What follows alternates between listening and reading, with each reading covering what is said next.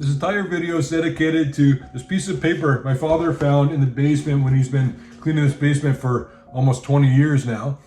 It's the details of the first time he and I bought a whole bunch of precious metals when we first started. I always tell you guys, yeah, we've been talking about gold since whenever, I've been investing since whenever, and I never actually really know when it was, but I have now the exact date when I made my very first purchase of physical gold and physical silver. And I'll get into that in just a second, but I wanted to also tell you a whole bunch of reasons why gold's done what it's done, and then most importantly, this whole video, exactly what's going to happen next and what you can do about it, because right now there's a setup that is one of the best I've ever seen in my entire career, and people are just asleep at the wheel. So you tell me, what's your opinion? Where is the gold price going by the end of July? Price right now is at about 3,300 and whatever. Where is the price of gold going to be at the end of July, the last day of July? I want to see who knows what they're talking about. So according to this scrawled tablet, the very first purchase I made with gold was January 6th, January 6th, 2017.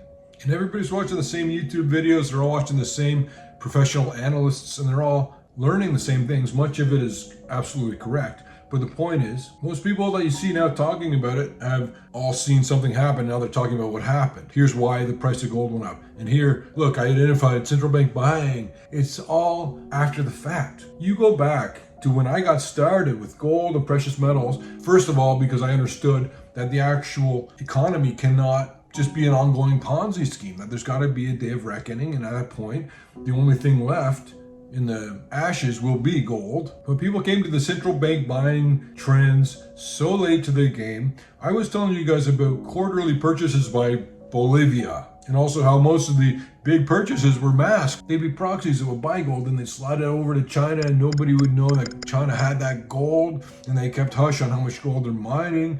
There's a chance that we're going to find out pretty soon how much gold China actually does have, and it's going to be a shocking number to the majority of the world.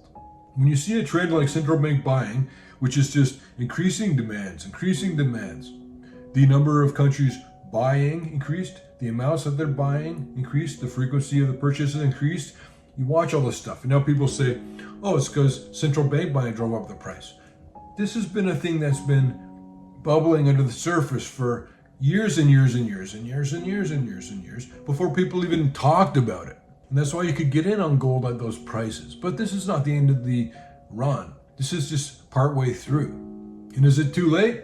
It's about to be. I'm going to tell you about that in a second. And what we're seeing now that has delayed the big spike in gold prices, an even bigger spike, is because the dollar's been doing so well. It takes less dollars when it's more valuable of a dollar, so it takes less dollars to buy an ounce of gold. And then the dollar comes down, as it is now, pretty strongly. One of the, if not the worst first quarter to the value of the dollar ever. It's all a fiat currency. This is the time of the death of fiat currency. So the world is waking up all at once, but slowly, if that makes sense. And of course, there's such a rise in financial uncertainty, and that's always good for gold. Anytime there's commotion or chaos, or you don't know which way things are going to go, a lot of people flock to safety, risk off. You get out of Magnificent Seven stocks, you buy things like gold, tangible assets, securities that are defensive minded. I don't mean defense industry, I mean defensives. And I always say that uncertainty is the worst thing for the stock market, and we have more uncertainty right now than ever, by far, at a time when we're watching all these global military risks just expanding. And as I explained to people who are subscribers to the Insider exclusive, Peter Leeds Insiders, the war between Iran and Israel is already started again and heating up. There are drones dropping bombs and killing people in Iran right now. Iran is now getting help from Chinese fighter jets potentially. A lot of this is rumors, a lot of it's true. Any aircraft from Russia. This is going to spiral so crazily out of control, so horribly. There's literally thousands of ways it could go really badly. Nothing you can do about it, but what you can do for yourself is you can invest in the right things so that you land on your feet. You don't get wiped out financially, as so many people are going to be, because they're going to get blindsided because they're not looking at the right things. We are right at the end of the largest bubble of all of society, all of history of all time ever, right now. And then people, as is necessary at the edge of a bubble before it pops, people need to argue why it will inflate even more. And sometimes they're right. And that just means that the pop will be that much worse. If you think that there won't be a popping of this insane over leveraging of everyone and every company and every government worldwide, then you're not listening to me.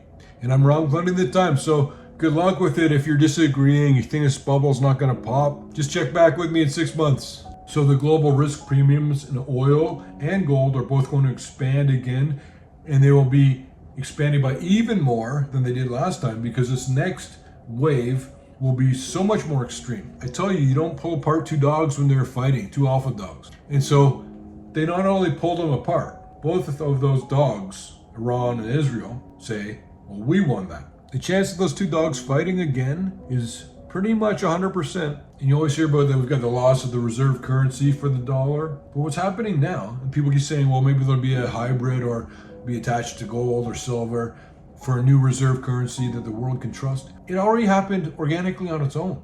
Gold is the only viable reserve currency worldwide, and the entire world is recognizing it now, even more extremely in their dollars than ever. Gold has hit new record prices in every nation on the earth, and maybe a few others. And with gold acting on its own, without waiting for any approval or forms to be filled out, it is just widely being treated as the global reserve currency. Nations are making trades for billions of dollars in oil, commodities, and they're exchanging in gold. They both understand the value of gold and they both trust it, and there's no counterparty. That's why it's already the reserve currency. You don't need to wait any longer. It just happened on its own. People can talk about it all they want. It's irrelevant. Gold is going to be more widely in demand globally, worldwide, by everyone going forward from here. And of course, there's a potential benefit if there's a revaluation of the US dollar, or depending how they use the gold for debt monetization. There's a lot of things that can happen that would be good for gold. A couple are not good, but don't worry about it, because the ones that are going to be positive will override everything. And I say positive, but technically it's not a positive thing. It's just a deterioration of a dollar that we don't have enough of, because we just keep overspending, and so we just have to create more or take on more debt. And who owns most of the US debt is Japan now, and we're starting to fight with them about tariffs. They're not too happy about it. Just add that to the list of uncertainty. But you can see on this chart where I made my first precious metals physical purchase. And you guys have seen my videos. You know when I started telling you to get involved yourselves, and when I went fully into gold, I pinpoint invest. So I say, I think gold's going to do well, and I put almost all of my investments into precious metals at that point. This is not a good strategy if you're not a really experienced investor, and I don't think it's effective or appropriate for anyone else except for me. But it worked out pretty well. And it's just getting started. And the big move, I'm about to tell you what's coming up. Specifically, what happens now. Gold keeps going much higher. And yes, I did sell a gold mining company, my largest holding, one of them, the other day. And I told you, if you're a Peter Leeds newsletter subscriber, why I sold it, and it wasn't to do with the company. My kids are all asking for tuition at the same time. But anyways, as gold goes higher, it's not necessarily a good thing, because with it comes more military escalation, more collapse of an economy. So you say, wow, gold is in Argentina or Venezuela, gold was millions and millions of dollars because the entire financial system just melted down. So you say, wow, I did good on my gold investment, but then you look out the window and it's just Mad Max. Or when gold does well, it's a reflection of monetary creation. And again, it's just the same thing, like so many dollars, US dollars, so many of them, they're all worth a little bit less because they're so common. But here's what I gotta tell you. The next move for gold will be higher. However, in short term, anything can happen. You see when gold prices drop $200, I say, don't worry about it. Don't worry about it. And a couple of days later, it's back where it was. Just imagine that the US dollar is never going to stop being created when they don't have enough of them.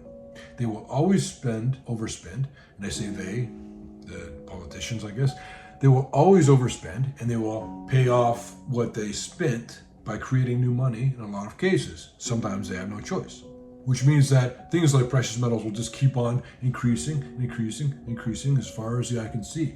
But after gold makes its next move higher, I always tell you guys, you're not too late. You're not too late.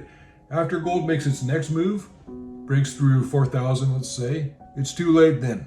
If you haven't got on the gold train yet, there's even some YouTubers, big financial guys who think they're so good and they're like, well, I don't own any gold mining stocks. How can you miss the most clearly obvious trade that I've only been talking about every day for the last who knows how long, who cares? But the thing is, the beauty is that the silver squeeze just has begun now, and it's starting to play out and it's starting to pick up momentum. And somebody gave me trouble. They're like, oh, you're saying that's an indicator that silver prices went up on a day that gold went down? That's not an indicator. And I'm like, it is, because it's so rare and it doesn't make any sense.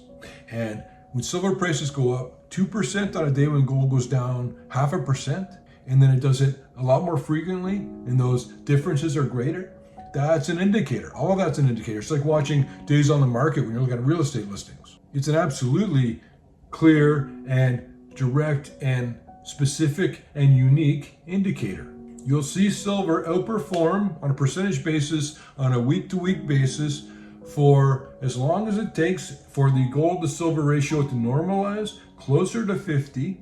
It'll probably overcorrect and go down to 30. Doesn't matter. Silver prices are going to outperform an asset, gold, which is also increasing at the same time. Gold will increase and silver will do even better. My last two purchases were both silver mining companies. And some people have been complaining about silver, saying that it hasn't been performing, but it's actually outperforming gold. And they both outperformed cryptocurrencies, real estate, stocks. And several of my recent purchases have been silver mining companies, one of which, a silver mining company, was the best stock pick that I have ever made. And it was sent out to peterleeds.com subscribers. And that's going to be a 10-bagger, in my opinion. But you want to get into the Peter Leeds approved silver miners. Big difference between a silver miner and one that I've taken a look at to make sure they're not going to go bankrupt. You make the wrong call, you lose your money. You make the right call, you make a bunch of money. Let me help you. Whether you want the Peter Leeds app, you want the insider exclusive newsletter, it's all at peterleeds.com. If you have a small amount of money, you want to turn into a lot more, swing over to peterleeds.com and you can see how we can help you do that. We've got a great stock pick coming up next week, midweek, for subscribers to peterleeds.com. This is a knockout. If you like this message, you want to get more of it, you can help support our message by helping it spread. You click like on the video, that gets it out to more people who need this message right now more than ever.